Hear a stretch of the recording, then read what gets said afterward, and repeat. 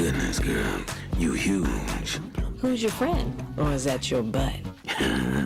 Hey, great job. Love the movie. Thank you. Oh, thank you. Thanks a lot. I didn't do as much homework as I wanted to. Which one of you is married to Will Smith? That would be me. Okay. Hopefully. Now they're clear.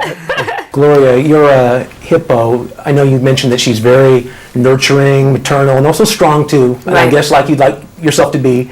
But you also said she's kind of a role model, maybe for younger girls.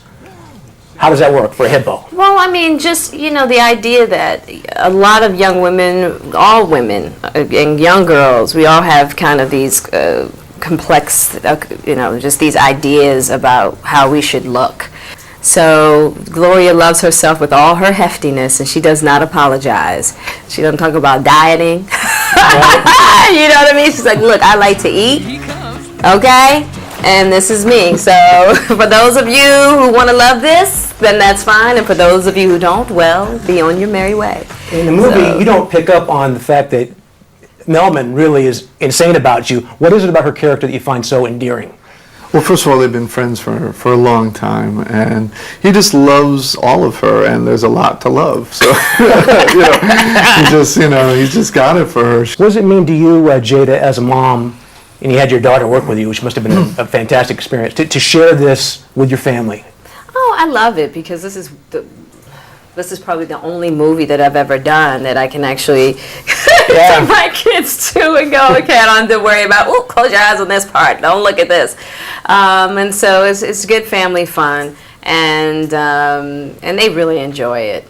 So in the movie, you were taken by another hippo. At least you're impressed with his size, his musculature. Yes. And then once you talk to him, you find out, yeah, you know, he's not what I was cracked up to be. Do you have any experiences in real life like that?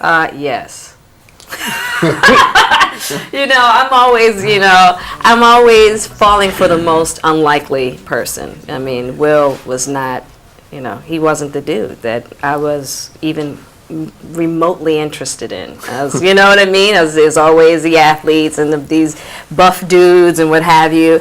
And it just came to a point in time in my life that I had to really get focused on someone who was really interested in me for who I was as a woman and everything that I brought to the table. And that happened to be my husband, who was the most unlikely candidate. And then I finally opened my eyes. I was like, you've been here the whole time? And it's the same thing that happens with Gloria Melman. I'm telling you, that was Jada and Will. Buckle up, boys. Launch! Hey, great job on the movie. Oh, thank you, brother. Right on, man. Cedric the Entertainer is Maurice, the loyal sidekick of the Lemur King. King Julian. Did you have to swallow your pride because, hey, you're smarter, you're more competent, you should be running things? Yeah, I mean, that's the whole thing, and I know that I should be running things. I mean, but this guy, he's lucky. He's one of these lucky guys. I think he kind of won being king in a card game, and so I had to just kind of deal with it. But I should be running. I should be running the kingdom, but it's okay. I like the number 2 spot. I know how to play it, so I do it. A lot of the characters really look at their home, where they're from. By the end, they respect their friends. They appreciate the experience more. When you moved from St. Louis, you moved around, your career blows up. Do you maybe look back at those times now and say, maybe there are things that happened I didn't appreciate, but now I do? Oh, definitely. Yeah, I think it's very important. I try to go back and visit St. Louis, but you find that, just kind of some of the simple relationships you have with people, when you're growing up and realizing like the things that they have to offer and the things that you can offer them just in a very simple way. It's pure. It doesn't have a lot of pretentiousness to it. You just know that it comes from just a solid place of groundedness. And so I think that's important, and it shows up in this film. I thought that was a great theme. Can you please go over there, please? Thank you very much. Whatever happened to the separation of the classes? Yeah, I'm sure this whole democracy thing is just a fad. They could win like driving to the A few years ago, they went 4-on preseason, ended 2-14. I know. It was meaningless. I know. Don't jinx them. Sorry. Fog delayed the start of round 2 of the PGA Championship, 2 hours and 40 minutes, as half the field didn't complete play. Keith Orr on the cliff, wind opting to dismount. Good news, though, he stuck the landing. And the Cal Bears' first game at AT&T Park, tiny Presbyterian college from Clinton, South Carolina, stood in the way of Jeff Tedford becoming the winningest coach in school history. And this great finish in the high school game comes from our CBS affiliate in Brandon, Vermont. With 1.3 seconds left, the Cougars going for the game-winning field goal from 46 yards out. Is short. Casey Babcock catches it, and he's so excited, he starts to celebrate with time left on the clock. No, the Cougars pick it up, score, and win. If you're Babcock, there's no lonelier feeling.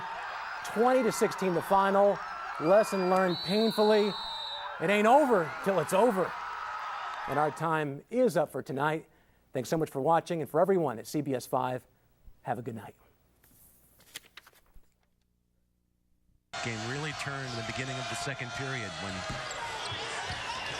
the Monarchs clamped down. For the third consecutive year, Modern Day knows the way to the state championship. The Monarchs win the crown again.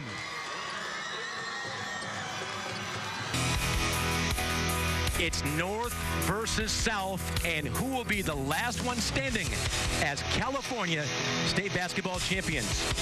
It's the pursuit of a dream coming to a conclusion from the state's capital on Time Warner Cable Sports.